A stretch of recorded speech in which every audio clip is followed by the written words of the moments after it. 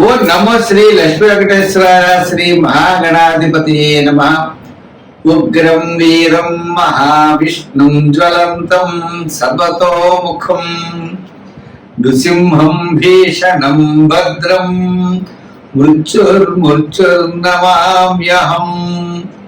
ప్రేక్షకులకు నమస్కారాలు తెలియజేస్తూ మనం జూలై మాసంలో మన రాశులకు ఎలా ఉంటాయో తెలుసుకుందాం. జూలై మాసంలో గ్రహాల యొక్క పరిస్థితి ఎలా ఉన్నది, ఏ గ్రహాలు ఎక్కడ ఉన్నాయి తెలుసుకుని మనం ఒక్కొక్క రాశి గురించి కూడా తెలుసుకుందాం.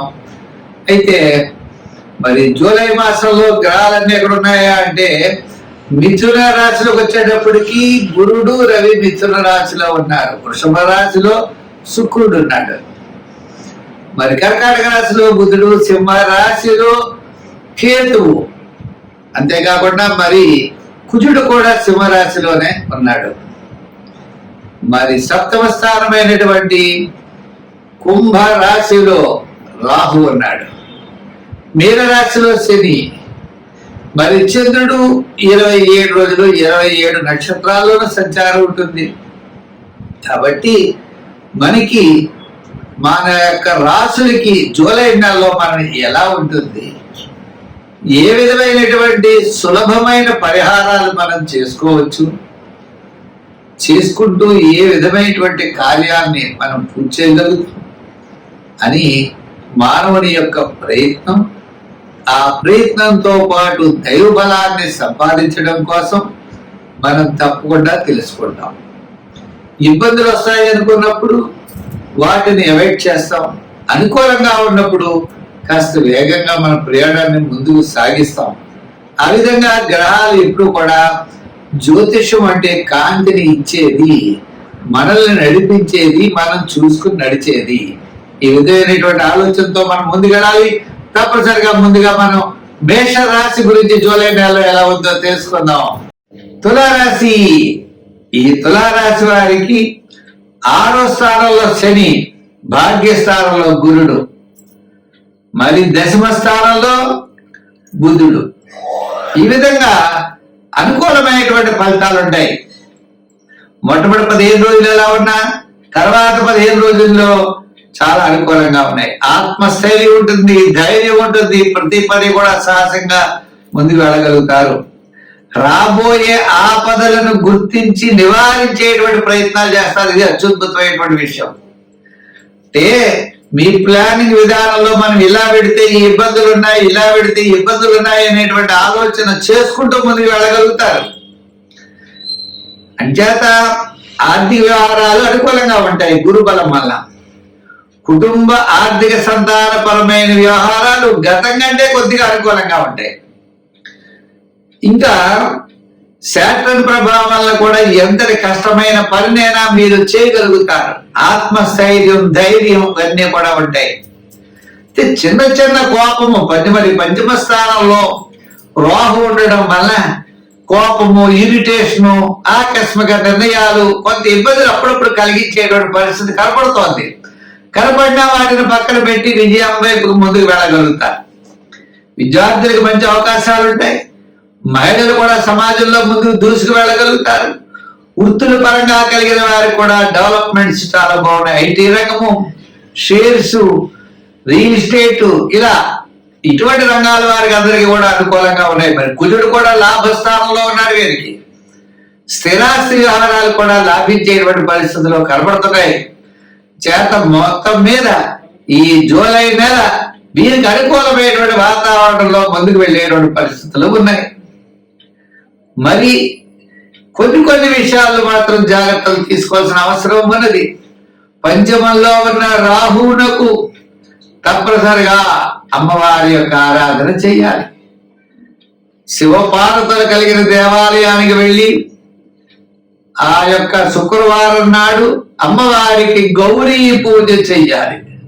కుల దైవాన్ని పూజించాలి, గౌరీ పూజ చెయ్యాలి. గాజులు లాంటివి అమ్మవారికి ఇవ్వాలి. జాకెట్ కూడా గాజులు అమ్మవారికి సమర్పించి పుష్పాలతో, తెల్లని పుష్పాలతో అమ్మవారిని పూజిస్తూ ఉండండి. మీకు అవకాశం ఉన్నప్పుడు దుర్గా సప్తశ్లోకి అనే దాన్ని పఠిస్తూ ఉండండి. శుక్రవారం నియమం చేయండి. వీలైనప్పుడు గాలులు చక్కగా వేసి అమ్మవారికి నైవేద్యం పెడుతూ ఉండండి. ఈ విధంగా అమ్మవారి యొక్క అనుగ్రహంతో మీరు సర్వత్రా విజయాన్ని పొందగలుగుతారు. స్వస్తి. వృశ్చిక రాశి. ఈ వృశ్చిక రాశి వారికి గ్రహాల యొక్క పరిస్థితులను బట్టి చూసినట్లయితే మరి దశమ స్థానంలో కుజుడు, లగ్నాధిపతి దశమ స్థానంలో సింహరాశిలో ఉన్నాడు. మరి నవమ స్థానంలో మనకి బుధుడు ఉన్నాడు. మరి శుక్రుడు మిగిలినటువంటి గ్రహాల యొక్క పరిస్థితులను అనుసరించి కీర్తి ప్రతిష్టలు పెరిగే అవకాశాలు ఉన్నాయి. సంఘంలో గౌరవం పెరుగుతుంది. అంటే మంచి కార్యక్రమాల్లో పాల్గొంటారు. చిన్న చిన్న పదవులు పొందే అవకాశాలు కూడా కనపడుతున్నాయి.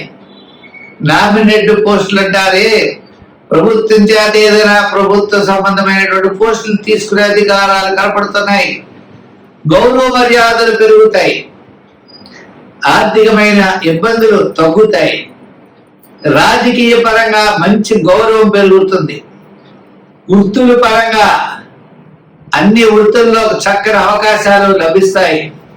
కళారంగం వారికి, న్యాయవాదులకి, వైద్యులకి అనుకూలంగా ఉన్నది.